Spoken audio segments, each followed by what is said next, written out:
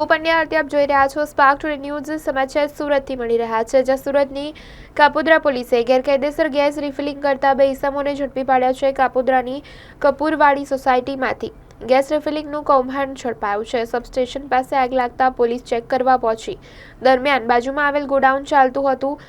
આરોપીઓ મોટી ગેસ બોટલમાંથી નાની બોટલમાં ગેસ રિફિલિંગ કરતા હતા। કાપોદ્રા પોલીસે બે આરોપીની ધરપકડ કરી છે, જેમાં પોલીસે ગેસની નાની મોટી 36 જેટલી ગેસ બોટલો કબજે લીધી છે। સુરત શહેરમાં ગેસ સર્વિસ સેન્ટરની આડમાં મોટા ગેસના બાટલામાંથી અન્ય બાટલામાં રિફિલિંગ કરવાની પ્રવૃત્તિઓ શોધી કાઢવા માટે અને આગના બનાવ બનતા અટકાવવા માટે માનનીય police commissioner Shri Anupamsinh Gehlot sir, special commissioner sector 1 sir તેમજ ડીસીપી ઝોન 1 સરના માર્ગદર્શન હેઠળ કાપોદ્રા પોલીસને બે ઈસમોને પકડવામાં સફળતા પ્રાપ્ત થયેલ છે।